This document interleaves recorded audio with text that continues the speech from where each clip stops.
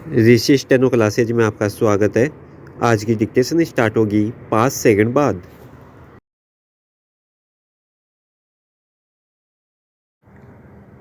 हमारे जीवन को संचार क्रांति ने जितना सरल और सहज बनाया है, उतना ही अदृश्य होकर हमारे व्यक्तिगत जीवन में प्रवेश के रास्तों को सुलभ बनाया है।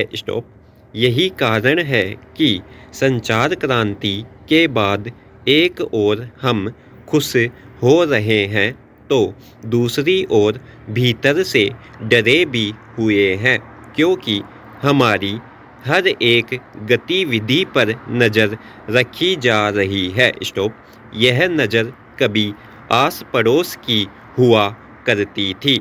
वर्तमान में हम खुद और हमारी संचार व्यवस्था में उपलब्ध होने वाले तमाम स्मार्ट गैजेट इस भूमिका का निर्वाह कर रहे हैं। हमारी अपने आस पड़ोस से अधिक इन गैजेट पर निर्भरता ने हमें इस तकनीकी व्यवस्था का आदी और इन पर निर्भर बना दिया है। महानगरीय व्यवस्था में कहें या वर्तमान समय में सभी परिवारों में सदस्यों से अधिक आधुनिक तकनीकी ने जगह बना ली है। आज घर के भीतर परिवार साथ होकर भी पूरी तरह इन्हीं पर आश्रित है। हर घर के भीतर इन्हीं के माध्यम से परिवार और संबंधों के बीच की दूरी को पाटा जा रहा है, तो दूसरी ओर यही तकनीक हमारे संबंधों में घुसपैठ भी कर रही है।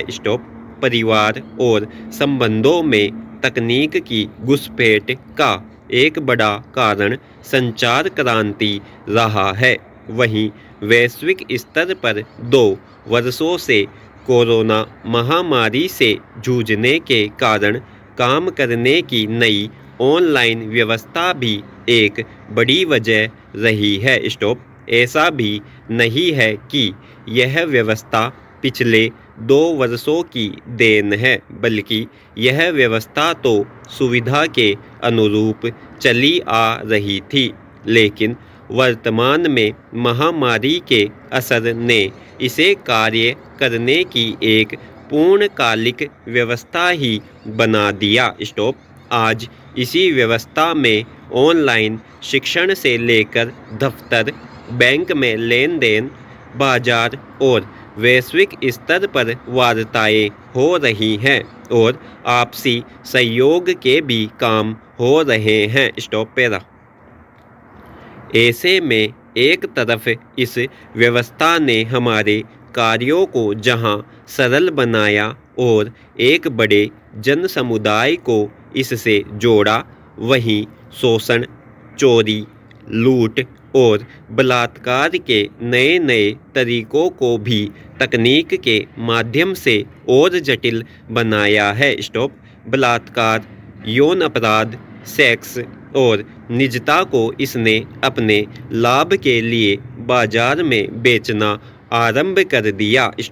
फिर वह सामाजिक स्तर पर किसी ऑनलाइन खरीद बिक्री के वेबसाइट के जरिए सिगरेट केस के रूप में स्त्री के यौनांग की बिक्री हो, बुली और सुली जैसे ऐप के माध्यम से एक धर्म विशेष की महिलाओं को लक्ष्य कर उन्हें अपमानित करने और बेचने की मानसिकता हो, पारिवारिक और आपसी संबंधों में फोन और अन्य माध्यमों के जरिए यौन अपराध की ग्रंथियों को मजबूत करना और शोषण के नए तरीकों को ईजाद करना हो, या फिर यूट्यूब से लेकर अन्य ब्राउज़र तक में विज्ञापन व अन्य तरीकों के माध्यम से प्रतिबंधित सामग्री को परोसा जाना हो। सच यह है कि तकनीकी क्रांति ने हमारे जीवन को सरल अवश्य बनाया है, मगर इस सरलता के साथ ही हमारे जीवन में बाजार के हस्तक्षेप को भी बढ़ाया है। स्टॉप। यही कारण है कि वर्तमान में हम अपने फ़ोन पर किसी व्यक्ति से कब और कहाँ बात कर रहे हैं, हम कहाँ और क्या सामान ले रहे हैं, ऑनलाइन माध्यम से क्या खोज रहे हैं, इस संबंध में पूरी जानकारी बाजार को होती है। स्टॉप। हमारे बैंक से लेकर फ़ोन नंबर तक की जानकारी बाजार रखता है। स्टॉप। यह बेवजह नहीं है कि हमारे फ़ोन के स्थान से लेकर बाजार ब्रांड तक के संदेश हमें मिलते रहते हैं और हम इस सोच में डूबे होते हैं कि इन्हें कैसे पता लगा कि हमारी क्या ज़रूरत है या इस संबंध में हम क्या विचार कर रहे थे। Stop para. एक समय था जब परिवार में कहा जाता था कि दीवारों के भी कान होते हैं। स्टॉप। आज की स्थितियों में दीवारों से अधिक कान हमारे ही अपने सबसे करीबी फ़ोन के हैं, जो हर समय हमारे साथ होकर भी हमारा नहीं है बल्कि बाजार का है। स्टॉप।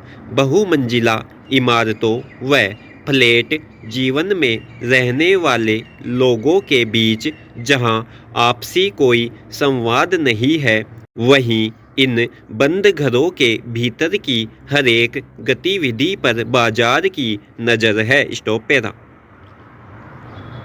इस उपभोक्तावादी संस्कृति में जब सभी कुछ बाजार के इर्द गिर्द घूम रहा है, ऐसे में एक सामान्य मनुष्य न चाहकर भी बाजार का हिस्सा बनता जा रहा है। स्टॉप। हम सोचते हैं चार दीवारों के कान नहीं होते, मगर आज हर दीवार तकनीक से लैस अपने आप में ही बाजार की भूमिका का निर्वाह करती नज़र आ रही है। स्टॉप। यही वजह है कि हमारे घरों के भीतर क्या हो रहा है, हमारे पड़ोसियों से अधिक आज बाजार को पता है। स्टॉप। वही बाजार कभी अपने विज्ञापन तय करता है तो कभी मनुष्य की भावनाओं को ही बेचकर बाजार का हिस्सा बना देता है। स्टॉप। ऐसे में संचार क्रांति ने जितना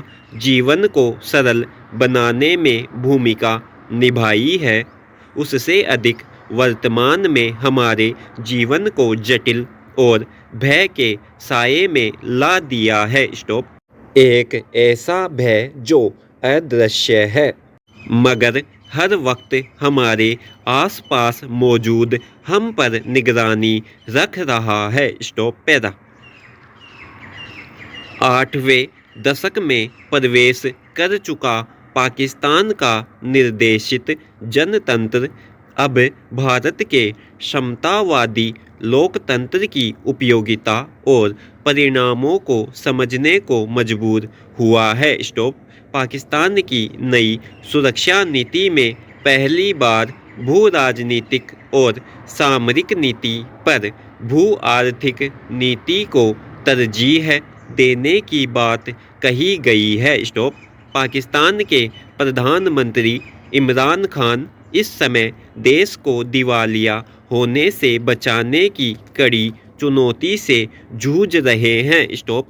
हाल में घोषित नई सुरक्षा नीति में उनकी चिंता साफ तौर पर झलक रही है। स्टॉप। इस नई सुरक्षा नीति में कहा गया है कि सैन्य रूप से पाकिस्तान जितना भी मजबूत हो, लेकिन अगर अर्थव्यवस्था मजबूत नहीं होगी तो यह अपनी आज़ादी और संप्रभुता की हिफाजत नहीं कर पाएगा। स्टॉप। नई सुरक्षा नीति में देश की अर्थव्यवस्था को मजबूत बनाने पर सबसे ज़्यादा जोर है और अब से विदेश नीति में भी आर्थिक कूटनीति को आगे बढ़ाने पर ध्यान दिया जाएगा। Stop para.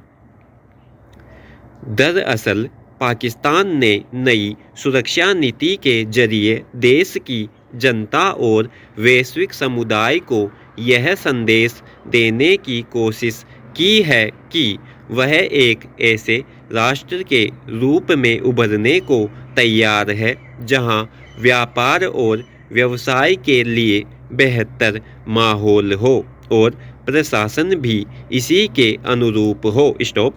गौरतलब है कि पाकिस्तान इस समय गहरे आर्थिक संकट में फंसा पड़ा है। उस पर लगातार कर्ज बढ़ रहा है, पड़ोसी देशों से रिश्ते तनावपूर्ण हैं, उसे वैश्विक आर्थिक प्रतिबंधों का वह सामना करना पड़ रहा है और 2023 में होने वाले आम चुनाव में इमरान खान के सामने सत्ता बचाए रखने की चुनौती भी है। स्टॉप। समाप्त।